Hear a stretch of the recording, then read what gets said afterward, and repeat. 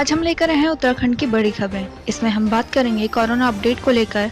आज भारी बारिश की चेतावनी, हाई कोर्ट में विभिन्न मामलों में सुनवाई, उत्तराखंड पुलिस भर्ती को लेकर खबर, स्कूल कॉलेज जैसी तमाम बड़ी खबरें।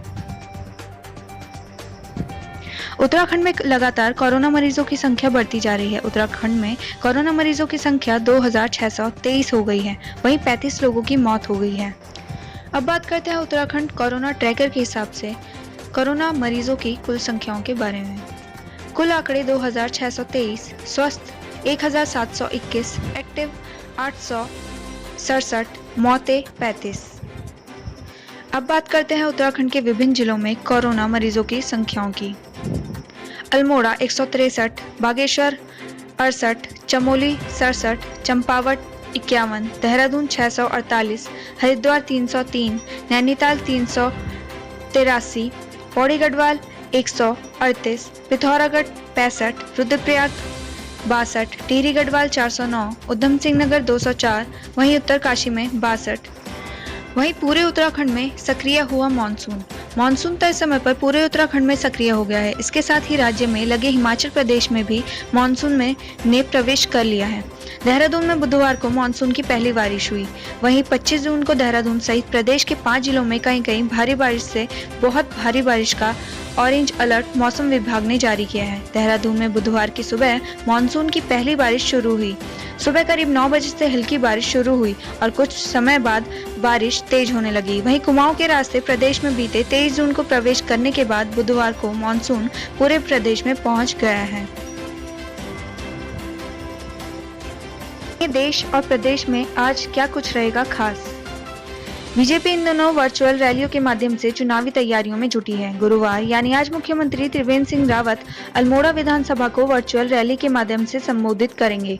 वहीं कैबिनेट मंत्री सतपाल महाराज की ओर से लॉकडाउन के उल्लंघन करने के मामले में आज नैनीताल हाईकोर्ट में अहम सुनवाई होगी। साथ ही करीब 3 महीने के लंबे समय के बाद एक बार फिर उत्तराखंड परिवहन निगम की बसें सड़कों पर दौड़ती हुई नजर आएंगी।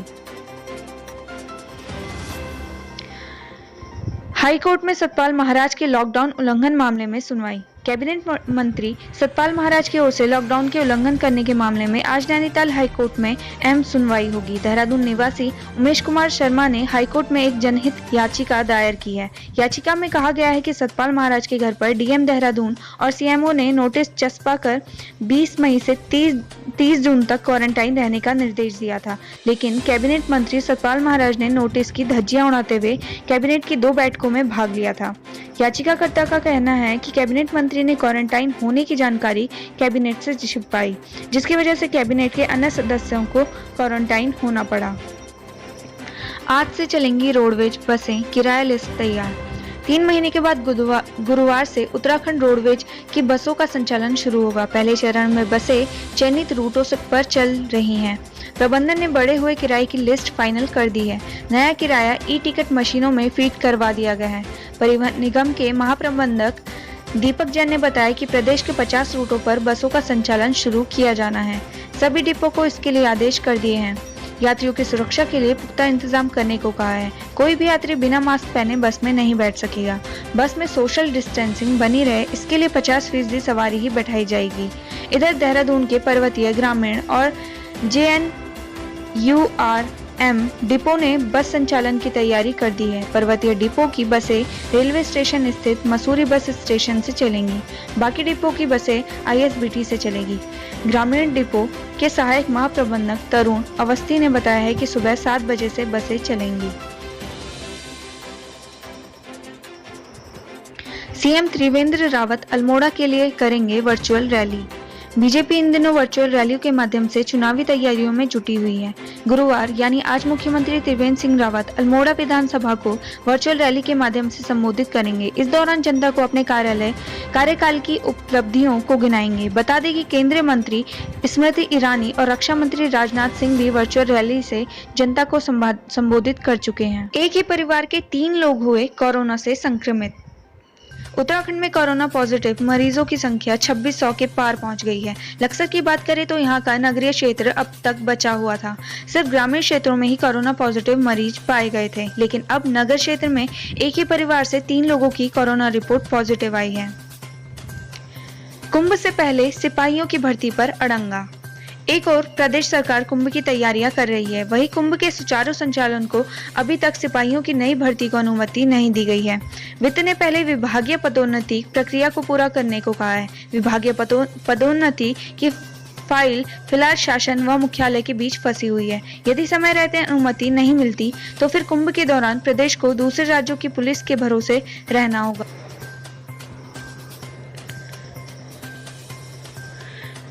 कुंभ में सुरक्षा व्यवस्था के मद्देनजर प्रदेश सरकार ने सितंबर 2019 में पुलिस महकमे में 1700 सिपाहियों की भर्ती करने का निर्णय लिया था।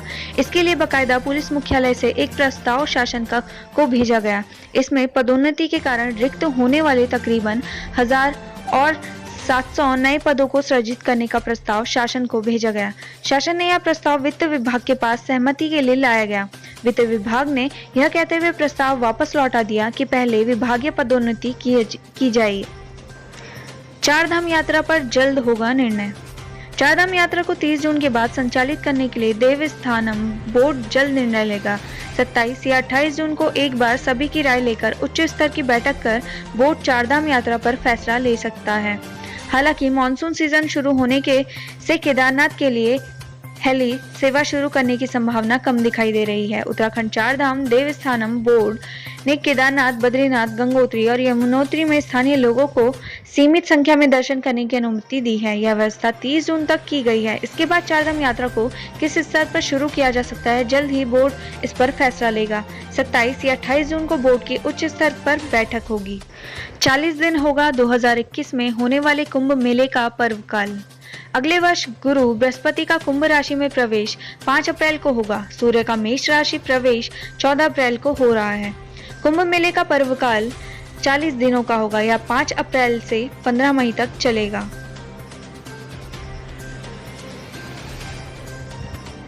बेरोजगारों ने नियुक्ति पर उठाए सवाल। बेरोजगार संगठनों ने सिफारिश के आधार पर नियुक्ति को लेकर आपत्ति दर्ज कराई है।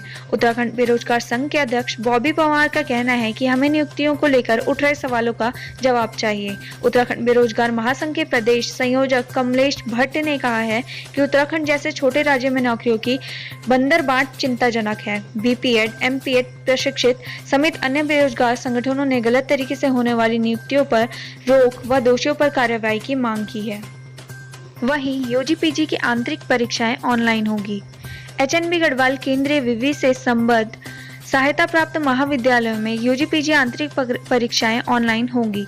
सहायता प्राप्त महाविद्यालयों की प्राचार्य परिषद की बैठक में आंतरिक परीक्षाएं ऑनलाइन कराने का निर्णय लिया गया है। प्राचार्य परिषद के अध्यक्ष डॉक्टर वीए बौड़ाई की अध्यक्षता में बुधवार को परिषद की महत्वपूर्ण बैठक ऑनलाइन आयोजित हुई।